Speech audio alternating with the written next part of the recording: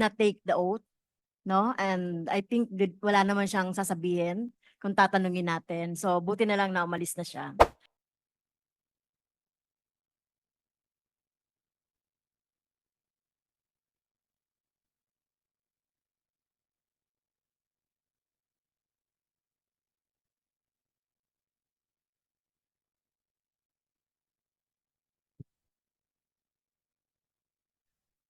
Session resumes.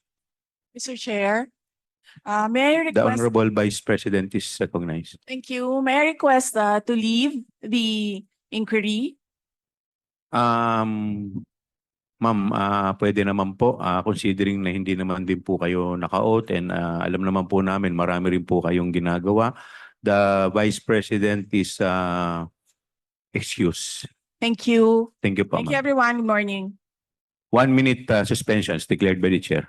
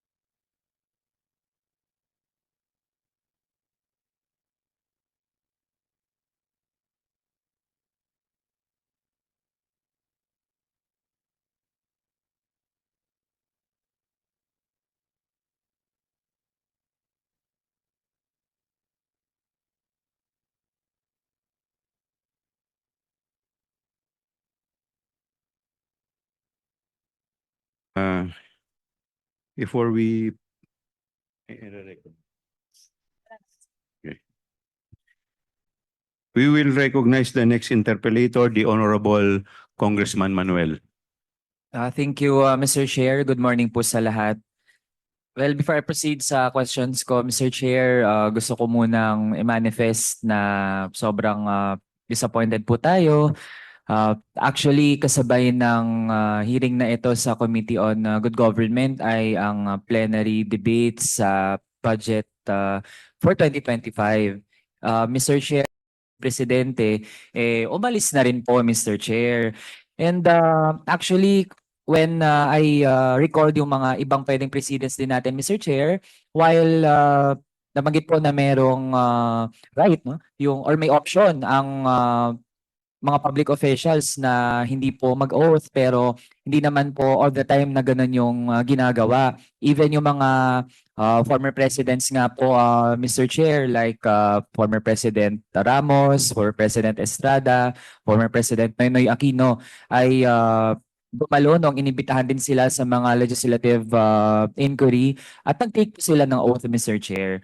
And I'm also wondering, Mr. Chair, kung meron din po bang dumalo maliban po sa sitting Vice President, other personnel po from the OVP na nandito, meron po ba, Mr. Chair? Wala po. Pero di ba, Mr. Chair, I believe we sent invitations hindi lang sa sitting Vice President pero maging sa iba pang mga nagtitake ng major function sa OVP. So, Mr. Chair, we have afforded several opportunities for the OVP actually, hindi lang sa ating formal budget hearings pero maging sa Committee on Good Government, Mr. Chair. So, I think again, we can let the Filipino people judge, no, kung ano ba talaga ang performance ng mga niluklok nating mga opisyal sa pamahalaan. So ang tatanungin ko na lang, Mr. Chair, ay ang COA. Sa COA ko kayo Interjection, Mr. Chair. Yes, the Honorable Franz Castro. Yes, so since the Vice President did not take the oath, no? And I think wala naman siyang sasabihin kung tatanungin natin. So buti na lang na umalis na siya. Well, next meeting, Mr. Chair, pwede ba nating imbitahin from the Office of the Vice President dahil sila yung mga pumirma, no, doon sa mga liquidation. Miss Gina Acosta, Special Disbursing Officer from the Office of the Vice President. Miss Julieta Villadel Rey, the chief accountant of the office of the best vice president to give us light, no, doon sa mga na-disburse na naobliga nila at saka yung mga receipt na ipinasa nila sa COA. Can we do that, Mr. Chair? This is a motion, Mr. Chair. Yes po. There's a motion by the Honorable Franz Castro to invite the following resource persons. Number 1, Gina Acosta of the Office of the Vice President and Julieta Villa del Rey, the Chief Accountant of the Office of the Vice President. Mr. Chair, Is there? Mr. Chair, point Mr. of clarification lang. So that before we rule on the Okay, motion. before we rule, what is the point of Honorable Roch? Mr. Chair, may we know from the, just so that we know how to decide on the motion if we will agree with it or to object. Mr. Chair, my understanding, I understand there were 2 names mentioned, but yung isa po, si Ms. Gina Acosta, may we know from the COMSEC if she was already invited? Comsec? Yes, thank you, Your Honor. No, she was not invited. We were not informed that she was a special disbursing officer, Your Honor. So she is also not in the website, Your Honor, of the So OB. those 2 names were not invited yet. Yes, Your Honor, not Okay. invited. Ms. Gina F. Acosta, the special disbursing officer, and Ms. Julieta Villa del Rey, the chief accountant of the Office of the Vice President. Thank you then, Mr. Chair. In that case, I will join the motion of the Honorable Castro. Thank you, Mr. Chair. Is there any second to the motion? Mr. Chairman, Is there any objection? Mr. Chairman, Yes, Congressman before Paduano. the chairman rules with regards to the motion being made by the Honorable Franz Castro, let me ask the chairman, since we invited to the motion of the Honorable Castro, a certain Miss Acosta and Villa del Rey, Julieta. Mr. Chairman, can we ask if kasi po, if we invite those resource persons or witnesses, no? Resource persons or witnesses, we should have a basis for them to be invited. Now, as far as I know, during the appropriations budget deliberation with regards to the budget of the Office of the Vice President, the name of the 2 officials from the OBP was mentioned. But I hope, Mr. Chairman, there's a record with regards to what really transpired during the budget deliberation of the appropriations. And with that, Mr. Chairman, let me also ask, for the Committee on Appropriations to submit in this committee just purposes of record and to justify the motion being made by the Honorable Franz Castro for them to submit through the Appropriations Committee, through the chair, Chairman Saldico, the excerpts and the documents submitted to the committee with regards to the justification for the presence of the 2 officials of the OBP in the next hearing, Mr. Chairman. Thank you, Mr. Chairman. Noted. We will inform the COMSEC to please take note of the manifestation of the Honorable Paduano. In the meantime, we will rule on the motion of the Honorable Franz Castro. Is there any objection? Hearing none, the motion is carried. May I proceed, Mr. Chair? The Honorable Raul Manuel, hindi po minus yung inyong oras. You still have Sige, you still have 4 minutes. okay. Thank Please you. proceed. Thank you, Mr. Chair. Mr. Chair, nabanggit po kanina na hindi qualified sa paggamit ng confidential funds ng Office of the Vice President for 2022 ang medical and food aid. Can we confirm this from the Commission on Audit? As of yung AOM po namin, since medical, COA, please wait to be recognized by the chair. Attorney Camor.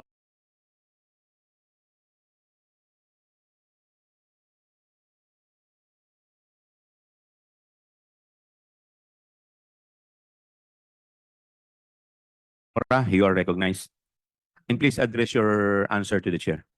Mr. Chair, since as of the review of the documents, we have deemed them not qualified as confidential expenses since they just indicated food and medical supplies as is. Mr. Chair, how much po yung amount na dineclare ng OVP na pinagamitan di umano ng medical and food aid? Mr. Chair, anong period po? For 2022, yung confidential funds. For 2022, it was 35 million for supplies.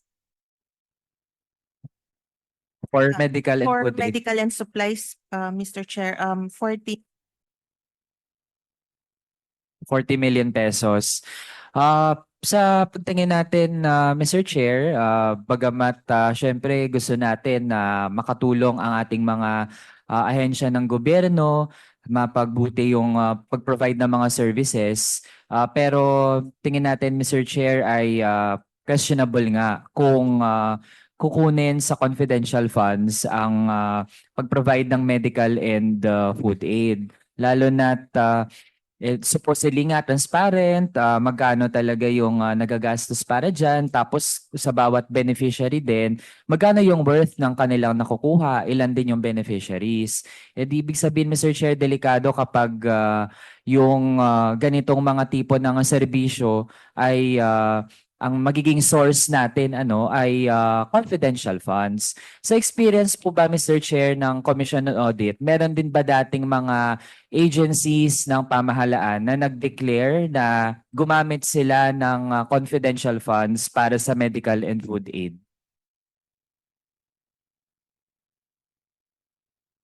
COA, please answer. Mr. Chair, we have not come across, or kung meron man, Mr. Chair, it has not been under my audit po.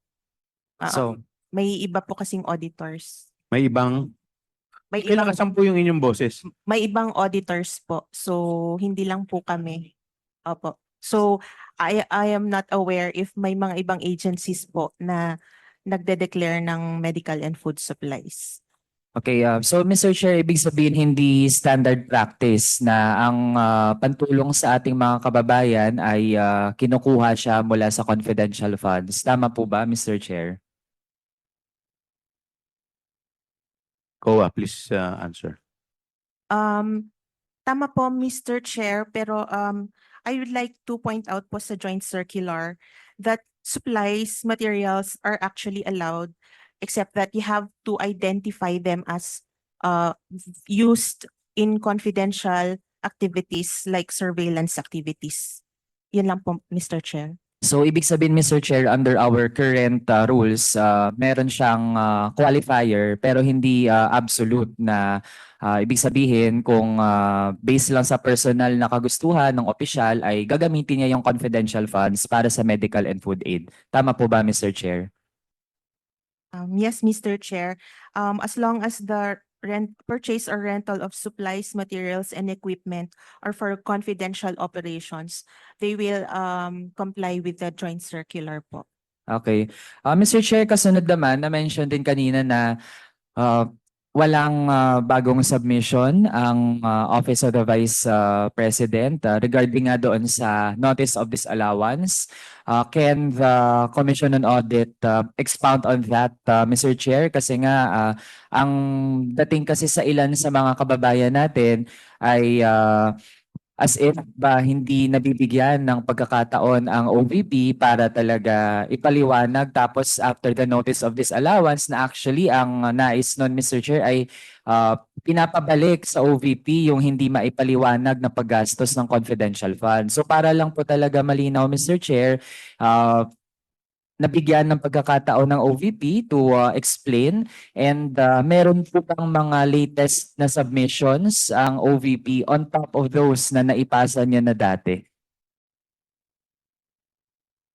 Mr. Chair, if it pertains to the 2022 confidential fund, Yes, Mr. Chair. wala pa pong actually hindi na po sila required mag-reply sa amin since it's already a notice of disallowance, the remedy na po is either settlement or appeal the notice of disallowance po. Okay.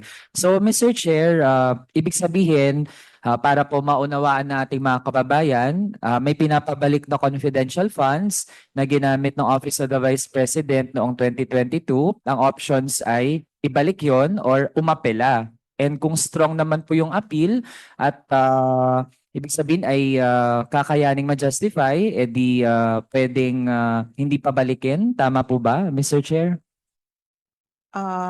Tama po, depende po sa decision ng Commission proper, Mr. Chair. Okay. So kung doon sa second option, Mr. Chair, na umapela, meron bang mga pinasa na mga dokumento ang Office of the Vice President para po formally sila na makapag-appeal para hindi sila require na ibalik yung confidential funds na na-flag? Meron po bang naipasa, Mr. Chair? Wala po kaming information, Mr. Chair, kung nakapag-file po sila ng appeal nila. It's with the commission proper na po, so hindi na po sa ICFAO yun fina-file, Mr. So, Mr. Chair, do we have a representative from the Commission on Audit mismo, labas pa dun sa ICFAO? Meron po ba dito, Mr. Chair? So we can get the response from them, Mr. Chair. We have here the representative from government audit sector, Mr. Fahad bin Tomawis. Could you respond to the query of the Honorable Manuel? Good morning, Mr. Chair. Please be informed that I'm not in the position to answer the question because I'm the audit team leader of the regular audit of the OBP. For the confidential fund, it is part of the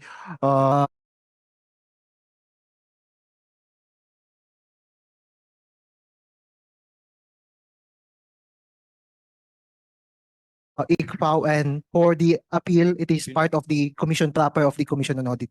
So it must be addressed to the commission proper of the Commission on Audit. Mr. Chair, so may meron I- po ba? May Taga-comment I po ask ba? the COMSEC if she invited the representative of ano yun? OWA? Mr. Chair. Mr. Chair, there's an office that monitors the filing of an appeal, which is the Commission Secretariat Office. So on the question on whether there's an appeal that has been filed by the OVP, we will validate on that. Mr. Please Chair, do so. Yes. Yes, since kailangan din nating malaman no, dito sa komite, how long po yung duration para ma-verify po at ma-check yung ganong impormasyon? Attorney Mr. Chair, Attorney the Lapitan. OVP has 180 days to file an appeal. So we will wait for that within that period, Mr. Chair. Okay, so Mr. Chair, kailan po nag-start ang pagbibilang ng 180 days or nearly 6 months? Sino pong Mr. sasagot? Chair, it runs, Attorney Camora, you're recognized. sorry. Mr. Chair, it runs from the receipt of the OVP of the ND, which is per our record, it was on August 9, 2024. Okay, so ibig sabihin, Mr. Chair, aabangan natin ang magiging action. Nonetheless, Mr. Chair, Please Parang- wrap up your yes, question. Mr. Chair, thank you. Para lang maliwanag talaga at hindi po nadidisinform ang ating mga kababayan, ibig sabihin po, ang merong dapat na proactive na ginagawa para maghabol at ipaliwanag kung paano ginamit yung confidential funds ay ang OVP po talaga. Hindi po pwedeng linlangin yung ating mga kababayan na it is the burden of other offices, other officials na mag-present po ng mga ebidensya. Kasi in fact, ang sabi na nga po ng COA, kung hindi mag-aapela, dapat talaga ibalik ang hindi maipaliwanag na paggastos ng confidential funds. Yun lang po, Mr. Chair. Maraming salamat.